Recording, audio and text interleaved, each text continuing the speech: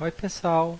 Então, nessa terceira parte da minha primeira parte do curso, a gente agora vai falar sobre o papel das espécies, que você pode então caracterizar dentro das nossas redes de interações qual a importância de diferentes entidades que compõem essa rede de interação. Então, a gente já viu o que é uma rede de interação, depois falamos de alguns padrões estruturais, né, básicos, que elas significam, e até algumas implicações que podem ser inferidas, e finalmente agora falar da parte de papel das espécies. Que no inglês a gente chama de species role. Então você pega uma rede trófica como essa daqui e você vê que as espécies estão conectadas umas com as outras com diferentes interações dentro do sistema.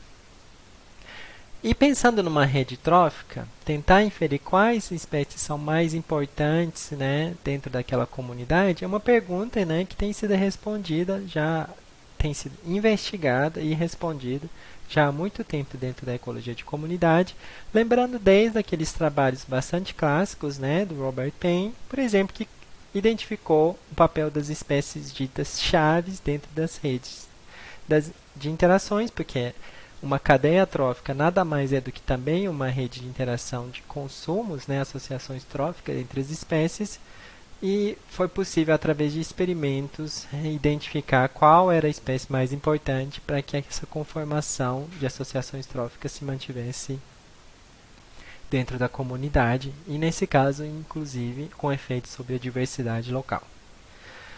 Bom, nem sempre é possível fazer experimentos de fatos para determinar a importância das espécies, e você pode, então, fazer inferências através de como as interações são organizadas dentro de uma rede de interação.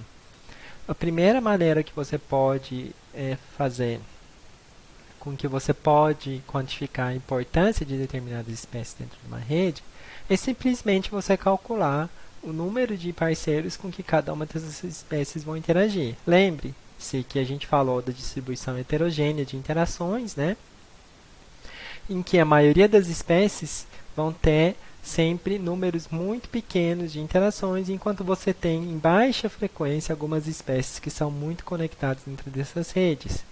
O número de links, né, ou o número de parceiros com que essas espécies interagem, elas podem ser, elas são referidas como grau ou degree em inglês, que nada mais é do que reflete então esse número de parceiros. E você pode pensar que o grau, né, quanto mais conectada é uma determinada espécie dentro da rede, ela seria mais importante relativamente do que aquelas outras espécies que têm poucas interações. Por que isso?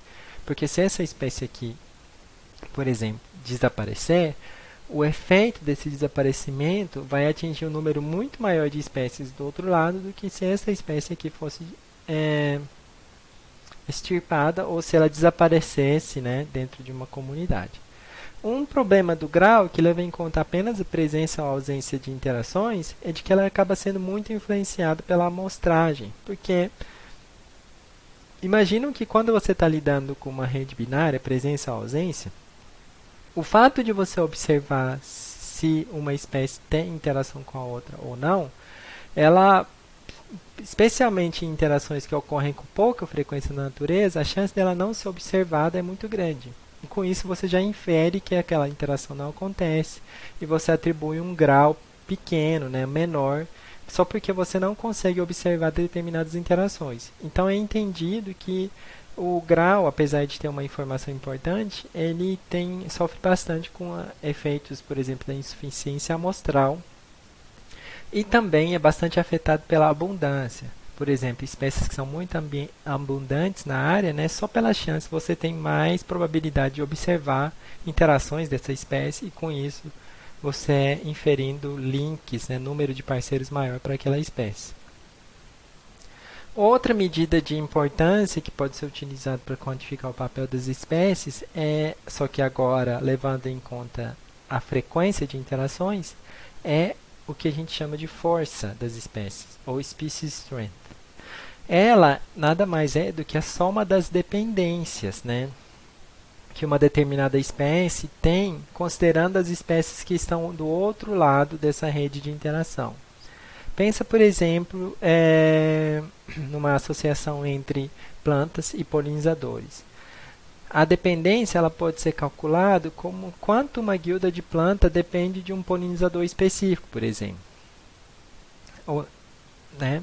Você pode quantificar para cada uma das plantinhas quanto ela depende de um determinado espécie de polinizador, e essa dependência que foi calculada para cada uma das plantas, você faz uma somatória que vai gerar o que a gente chama de força daquela espécie nessa rede de interação. Vamos pensar em como isso pode ser calculado. Aqui é uma tabelinha mostrando a frequência de interações entre 3 espécies de plantas e 6 espécies de polinizadores, com as somatórias de interações para cada uma dessas espécies, né? Aqui os marginais totais para os polinizadores e aqui para as plantas, né? E a partir dessa informação a gente pode calcular então o que a gente entende como as dependências e depois a força. Vamos pensar aqui em calcular a força da espécie de planta H, tá?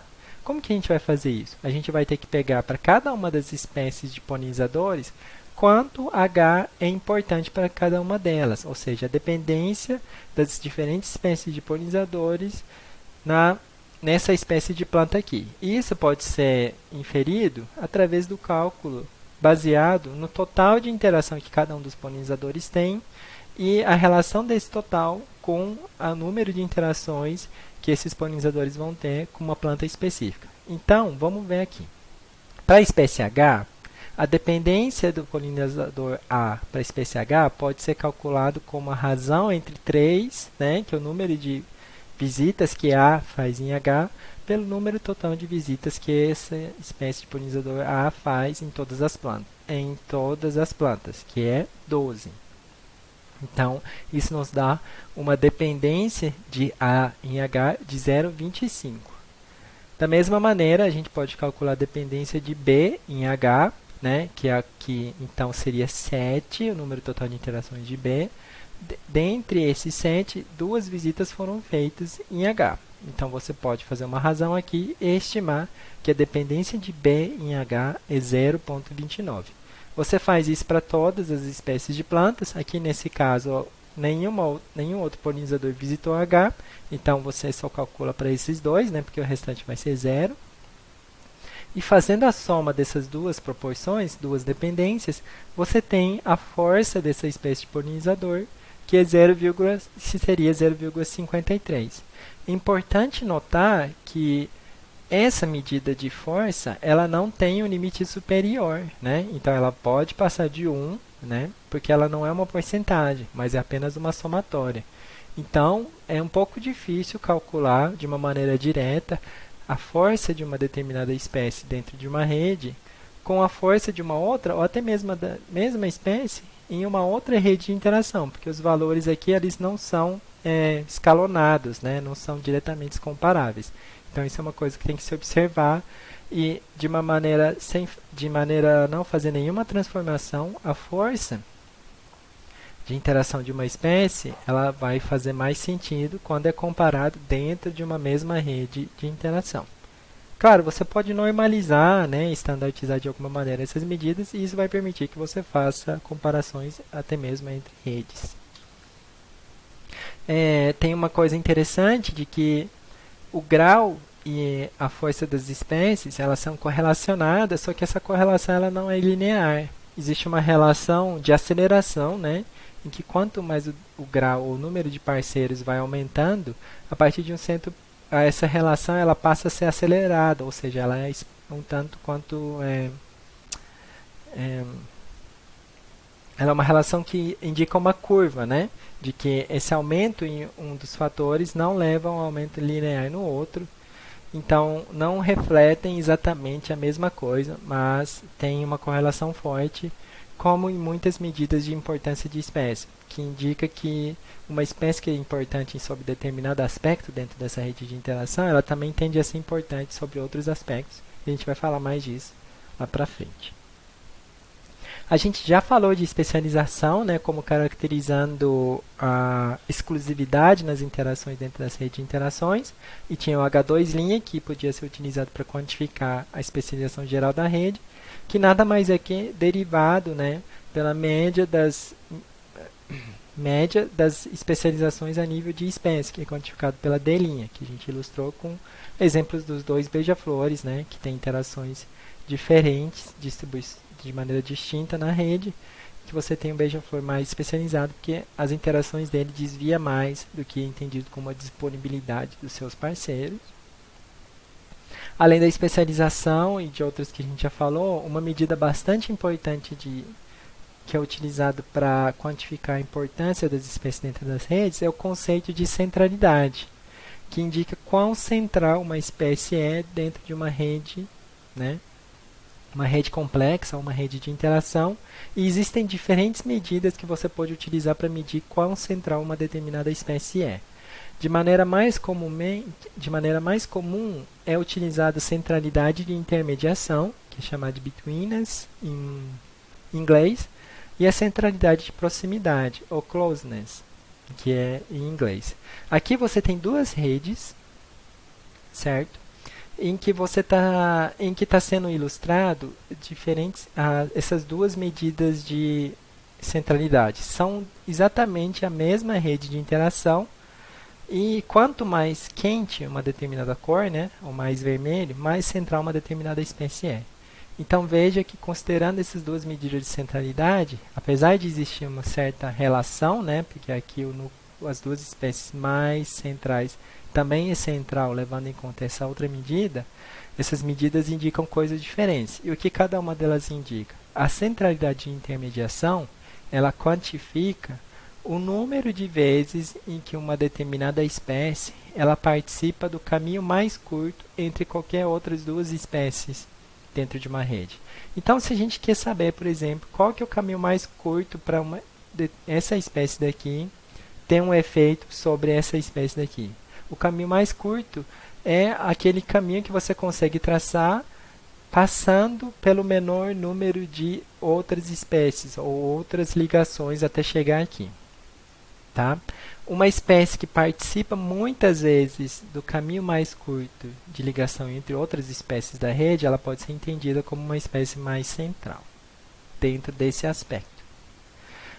A centralidade de proximidade, ela quantifica a distância média de uma determinada espécie em relação a todas as outras espécies dentro de uma rede. De novo, a distância é entendido como o número de pulinhos, né, o número de links que você tem que passar até chegar em uma determinada outra espécie dentro da rede.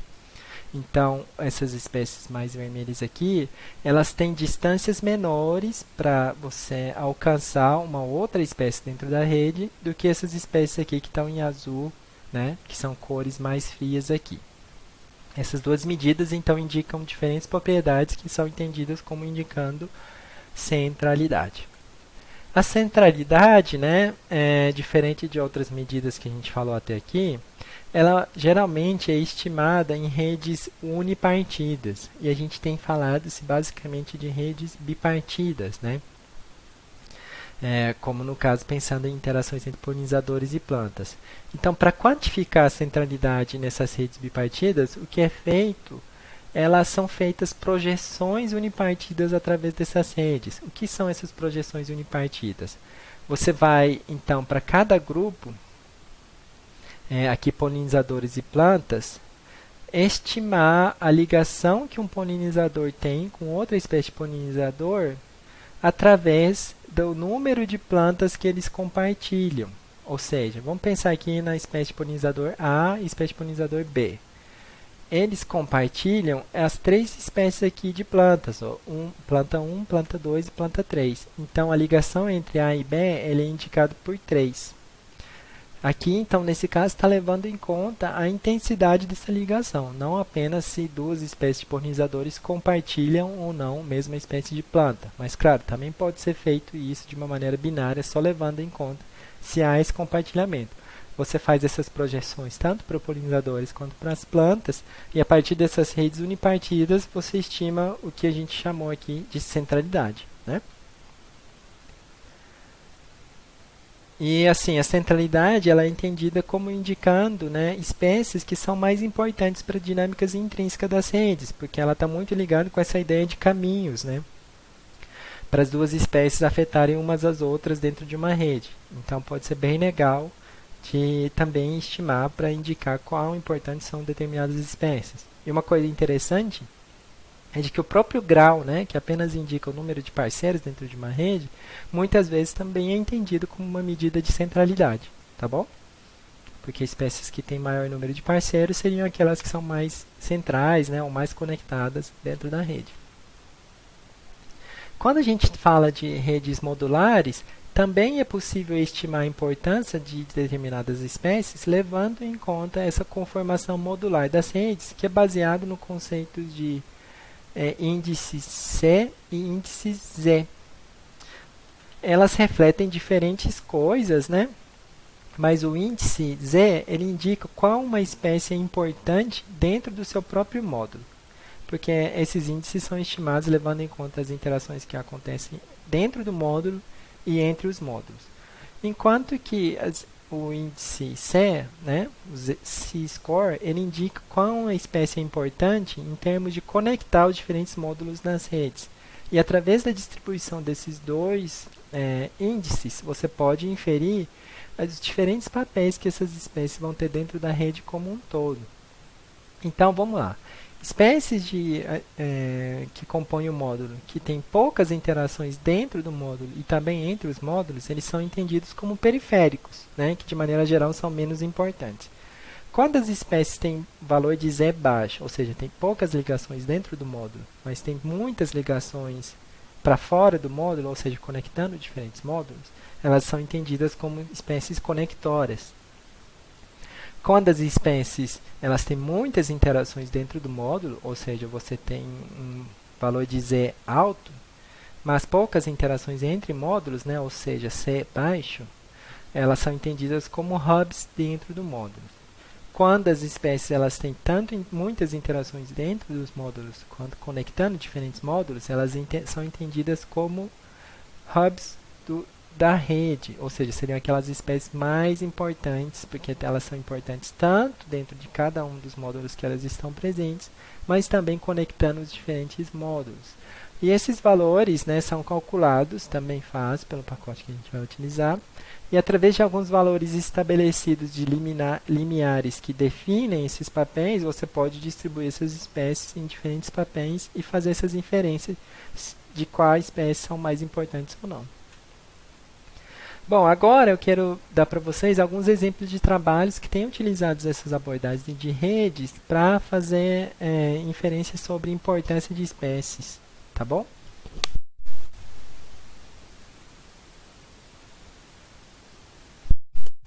Nesse primeiro trabalho aqui, que foram feitos por alguns pesquisadores brasileiros, a autora, né, e seus colaboradores, eles quantificaram as interações entre os peixes e os seus limpadores, né? Ou seja, uma interação acontecia quando o peixe estava associado com esses seus limpadores nessa associação mutualista, né? Então, são pesquisadores iam lá, mergulhavam e observavam essas interações. E o que os pesquisadores fizeram? Eles mediram aquelas diferentes medidas de centralidade que a gente falou e tentaram inferir o que determinava qual central eram diferentes espécies de limpadores e de peixes dentro dessas redes. Então, utilizaram para os peixes, né, por exemplo, o tamanho do corpo, nível trófico, ou seja, a dieta desses peixes, né, mobilidade, ou seja, uma coisa mais comportamental, ciclo de atividade também, e a abundância dessas diferentes espécies em determinar qual central elas seriam dentro das redes de interações. E mostraram que a primeira coisa que eles observaram é que ela quantificou 3 diferentes medidas de centralidade, que eram o grau, né, a centralidade de intermediação e a centralidade de proximidade. E viram que essas diferentes medidas de centralidade têm uma alta correlação, ou seja, correlações muito fortes uma com as outras, que é aquela ideia de que uma espécie que é importante em determinado aspecto tende também a ser importante em outros aspectos. Então, ao invés de fazer, né, análises levando em conta os três índices que de fato são correlacionados, eles fizeram um PCA entre esses três índices que reduziu essa variabilidade da informação em apenas um eixo, representando mais de 90% da variabilidade. Então, eles utilizaram esse PCA, né, e não cada uma das medidas de centralidade de maneira individual, quando se fala nessa importância das espécies aqui.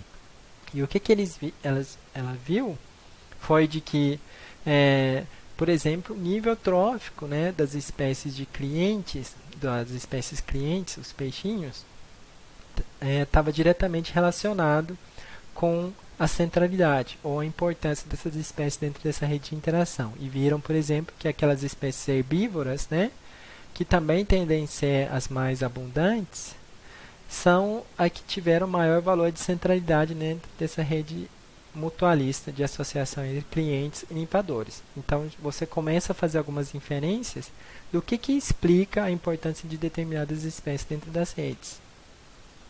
Um trabalho que é muito legal nesse sentido, de tentar inferir a importância de diferentes espécies, também feito por alguns brasileiros, né, com a Mariana Vidal, que foi a primeira autora, é considerando a interação entre frugívoros e os frutos, né, aves frugívoras e os frutos que esses bichinhos consomem, e vendo o papel das diferentes espécies de aves dentro dessa rede mutualista. Eles então mediram diferentes índices que caracterizam de novo o papel das espécies, né? Tem um índice que a gente não olhou aqui na nossa aula, mas que é a contribuição para o aninhamento, que pode ser estimado como levando em conta quanto cada uma das espécies contribui para que uma rede seja mais aninhada. Ela também mediu os índices C e Z, né, daquela conformação modular que a gente falou agora, e o grau, que é o número de conexões que as espécies têm.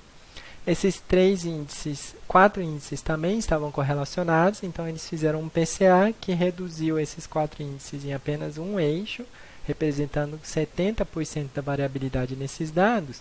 E o mais legal que eles conseguiram mostrar nesse trabalho é de que algumas das espécies que são consideradas como ameaçadas de extinção, que estão aqui marcadas em vermelho, são aquelas espécies que têm maior importância, que a importância aqui é medida como aquele então componente principal, PCA, né, indicando que está reduzindo os valores gerados por aqueles quatro índices que eles calcularam.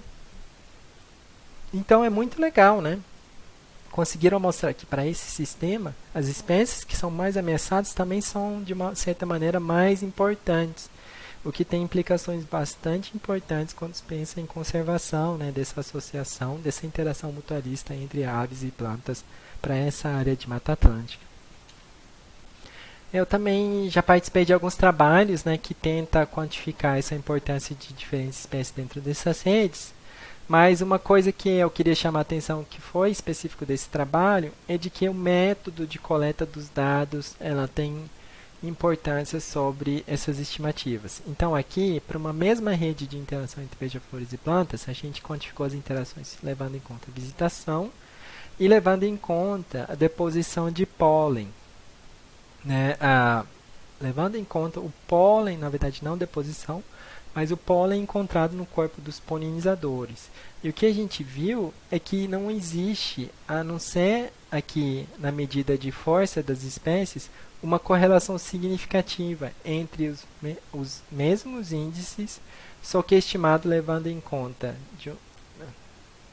de um lado a visitação e de outro lado o pólen, ou seja, a abordagem fitocêntrica e a abordagem zoocêntrica pode levar a inferências diferentes sobre a importância de determinadas espécies, mesmo que a gente esteja trabalhando com uma mesma comunidade de espécies que estão interagindo. Né? Aqui só também mostrando nesse trabalho, isso não é tão importante, só que a abundância das espécies de beija-flores, muitas vezes, né, na maioria dos casos, dentro de 5 índices, em 4 casos, a abundância das espécies de beija-flores explicou essas medidas, né, de importância das espécies dentro da rede, com exceção aqui da especialização. Por último, só um último exemplo de um trabalho que eu gosto bastante, que a gente tentou fazer uma inferência sobre a importância de diferentes espécies de plantas, aqui contrastando especificamente espécies exóticas e espécies nativas de plantas, para a rede de beija-flores e plantas em diferentes localidades das Américas, aqui ilustrando duas redes, né, com integrações bastante diferentes de espécies exóticas de plantas. Espécies exóticas, essas espécies de plantas estão aqui na parte de baixo e nessa coloração vermelha estão indicando as espécies e as interações dessas espécies exóticas em relação às nativas que não estão destacadas. Mas o que a gente queria mais entender era a integração, né, dessas espécies exóticas. Quão importantes elas eram nessas redes de interações em relação às nativas. Então a gente calculou diferentes medidas, né, que caracterizam o papel das espécies dentro dessas redes, a maioria deles, algumas medidas que a gente já viu aqui na aula, né? Na verdade, esses 5 a gente viu aqui nessa aula. E aqui a gente estimou, através do contraste entre espécies nativas e espécies exóticas, o tamanho do efeito da diferença entre esses índices para as espécies exóticas e espécies nativas. Resumindo esse gráfico, quando você tem aqui o círculo e o intervalo de confiança para uma determinada medida para o lado direito e não sobreponta ao zero, você tem que as espécies exóticas têm valores desses índices mais altos do que as espécies nativas de maneira significativa. Então, entre os 5 índices que a gente mensurou, as espécies exóticas de plantas elas são mais importantes do que as nativas, levando em conta 4 diferentes medidas. O que é bem interessante, porque a gente mostra que as espécies exóticas, em média, elas têm uma importância maior do que as espécies nativas dentro dessas redes de interações entre beija-flores e plantas. E uma coisa que é muito interessante que a gente observou, que explica um pouco o mecanismo pelo qual essas espécies exóticas integram as redes de interação, parece estar ligado com as características morfológicas dos beija-flores. Dentro da literatura de beija-flor, é muito bem estabelecido que espécies que têm bicos mais longos, né, são ditas como morfologicamente mais especializadas, enquanto que espécies que têm bicos mais curtos são entendidas como generalistas. E a gente conseguiu mostrar que a probabilidade de um beija-flor incluir ou não uma espécie exótica de planta nas suas interações, ela está negativamente relacionada com o comprimento do bico. Ou seja, espécies generalistas de beija-flores têm uma probabilidade maior de incluir espécies exóticas de plantas nas suas interações do que aquelas espécies especializadas, mostrando que espécies então generalistas de beija-flores que são os responsáveis por integrar, né, ou fazer com que essas plantas exóticas façam parte das redes de interações entre plantas e beija-flores nesse caso. Bom, então agora encerra, né, essa primeira parte mais introdutória das aulas e espero ver vocês no momento síncrono da nossa aula.